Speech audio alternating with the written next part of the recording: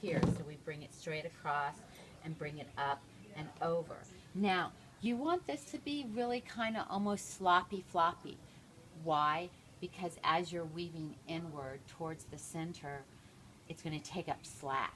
And if this is really tight, then it's going to be really tight, and when it comes off the loom, it's going to feel like you can't stretch. Oh, okay. And it's a really taut line. Okay. So you don't want it to be taut. Okay. So you want to give it some flap, okay? Now, when that's your horizontal line. On your vertical line, it can feel tight because for some reason that's okay, but not too tight, but it doesn't have to be sloppy floppy either. And the way and how we did our nails is the traditional triangle looms, they're like a quarter of an inch apart like this, and then almost an eighth on this side, but we did it half an inch here and a quarter of an inch there for it to help encompass more of the art yarns. Okay. And then you blend them with the thinner yarns.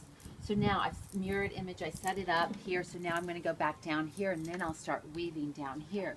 So I'm going to go around this nail and up next to the next one. Now this is what you always remember to do. You put your fingers on, you're always on the top of the last horizontal run, and then so that's your over, under, grab the yarn and bring it through, hook it to the nail. And when you hook it to the nail, then what you need to do next is it's a two-hand motion. It's like an old-fashioned typewriter machine, and you bring in your carriage over. And so by keeping your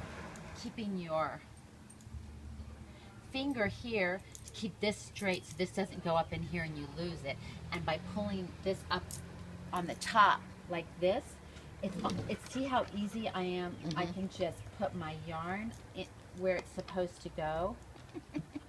And now I'm going to take my fingers. I make sure I can never screw it up if I put my fingers on the top and then under and then top, grab the yarn, pull it down, hook it. Now, once again, a two-handed motion. One for the top to help carry the yarn across, one at the bottom to help carry this running thread, and then everything's exactly where it needs to be to secure it on the other end, right? So now we're going to go down again, and I'm going to have my fingers top, under, over, under, grab the yarn, take that loop, hook it around there.